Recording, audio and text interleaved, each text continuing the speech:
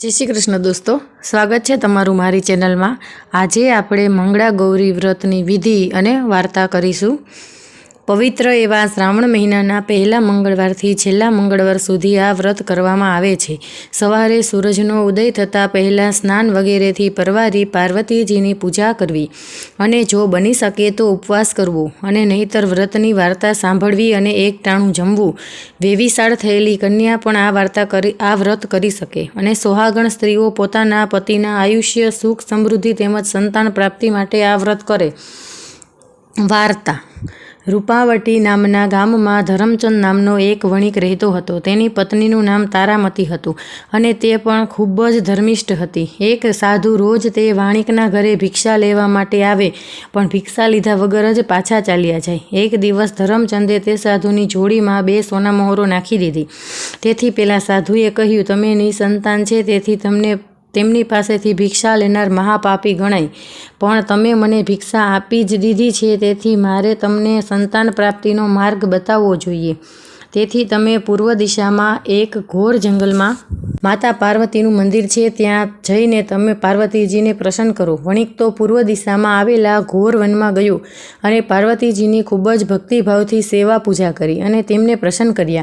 तेमनी पासे पुत्रनी मागणी करी त्यारे पार्वतीए कह्युं, हे वणिक, सामे जे आंबो देखाय छे ते आंबानी केरी तारी पत्नीने खवडावजे, तेथी ते पुत्रनी माता बनशे। वाणियाए आंबा पत्थर फेंकवा मांड्या। ते पत्थर आंबा नीचे बिराजेला गणपति पर पड़ता छेवटे केरी पड़ी। वणिके केरी लईने चालवा मांड्या त्यारे गणपतिए तेने श्राप दीधो, हे मूर्ख वणिक, तारा स्वार्थ माटे पत्थरनो मार मैं खाधो छे, तेथी तारो पुत्र 21मा वर्षे मृत्यु पामशे। धरमचंदे घेर आवीने पोतानी पत्नीने सर्व हकीकत कही संभळावी अने जेवा आपणा नसीब तेम कहीने तारामतीए केरी खाधी। पूरा 9 मासे देवना चक्कर जेवा दीकरानो जन्म थयो। तेनुं नाम रूपचंद पाडवामां आव्युं। रूपचंद 18 वर्षनो थयो त्यारे तो ते सर्व विद्यामां कुशळ थई गयो।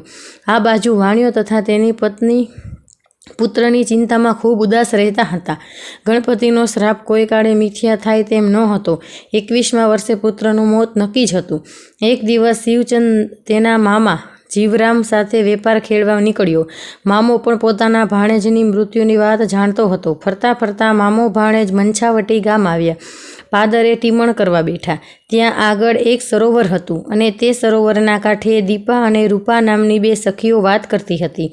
रूपा, तू मंगळा गौरीनुं व्रत जरूर करजे। जे स्त्री आ व्रत करे छे तेनो सुहाग अमर रहे छे। हूँ तो दर वर्षे आ व्रत करूँ छुं। मामाए आ वात सांभळीने विचार्युं के जो आ छोकरी साथे भाणाना लग्न थाय तो तेनो मृत्युयोग टळे। आवो विचार करी मामाए भाणाने कह्युं के चाल गाममां एक आंटो मारी आवीए।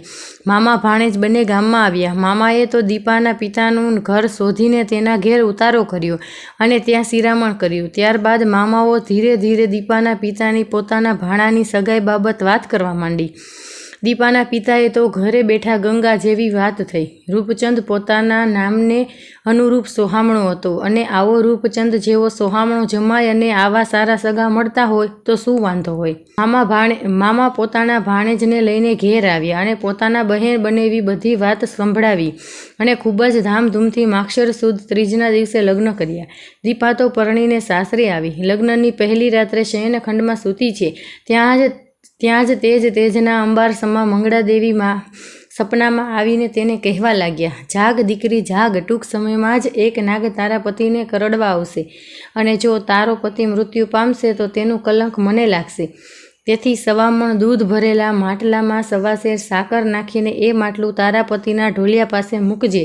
દૂધ પીતા જ તે શાપનો ક્રોધ શાંત થઈ જશે અને તે ખાલી માટલામાં બેસી જશે।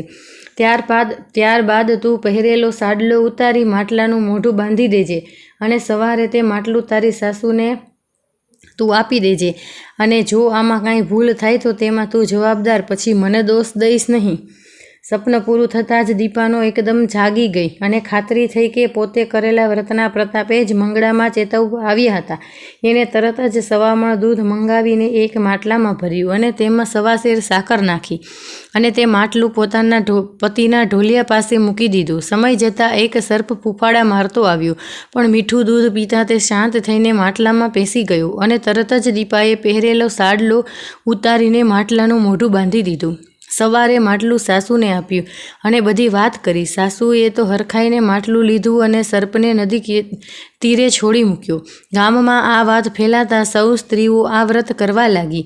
હે મંગળામાં, તમે દીપાને જેવા ફળ્યા એવા સર્વ સોહાગણ સ્ત્રીને ફળજો. જય મંગળામાં. જો તો દોસ્તો, તમને મારી વાર્તા પસંદ આવી હોય તો મારી ચેનલને લાઇક, શેર અને સબસ્ક્રાઈબ કરજો. જય શ્રી કૃષ્ણ.